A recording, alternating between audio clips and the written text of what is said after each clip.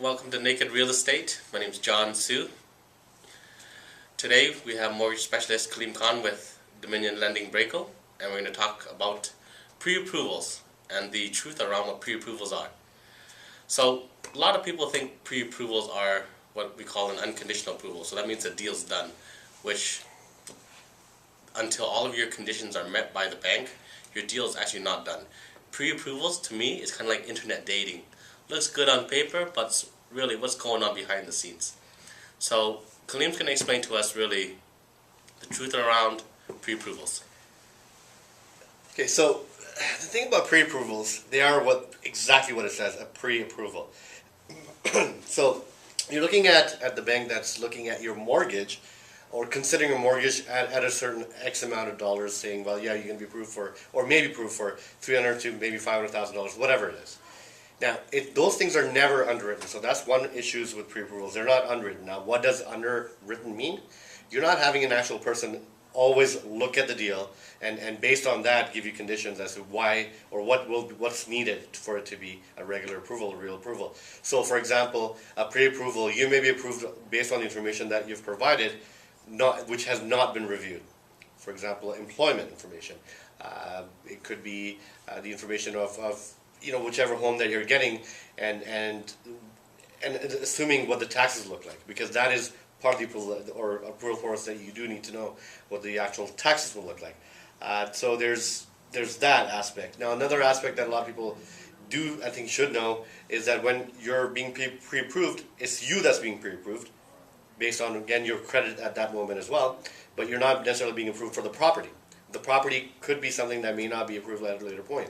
It could be from perspective from a bank or insurer saying, look, we cannot approve this property. And that could be many different reasons, and I think that's a topic for another day as to what kind of properties may not get approved. Yeah, makes sense. And one thing that I always do with my clients is when they say they're approved, the deal's done, before I remove conditions, I request that the mortgage broker email me a copy, or the client sends me a copy of their unconditional approval. And that's just doing a second step check to make sure that the deal's actually done. Because a lot of the times, it's not that the mortgage broker told them that they were approved or pre-approved. Sometimes the client misunderstands what the broker's saying just because of the excitement of buying a home. So yeah, pre-approvals really means nothing. Yeah, well, just to add on to that, when it comes to, even when you have an actual approval, do realize one thing. An approval is always conditional. There's no such thing as an unconditional approval. Because let's just say there's about 10 conditions, and out of that we've met about 8 or even 9.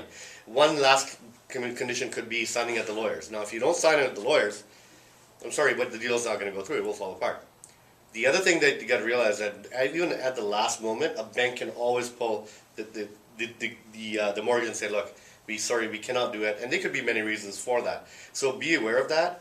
However, in most cases, most cases it doesn't. Most cases that doesn't happen. In most cases, if you're meeting, the main conditions, and there's something that I call the reasonable conditions, which could be your down payment, and the approval and acceptance of that down payment, and your employment, and the acceptance by a bank, by an insurer, to say yes, we accept these conditions, and they're waived. So then you're okay. Okay. So pretty much, if they meet all the conditions, it's pretty much a safe bet that it should go through. Absolutely, but I mean, do have a regular chat, or hopefully your mortgage broker or your mortgage specialist at a bank, either or, is in touch with you till the end there, saying, what, we're good to go. And good ones will always have a chat with your realtor anyways, and let the realtor know what's going on as well, and keep everybody in the loop.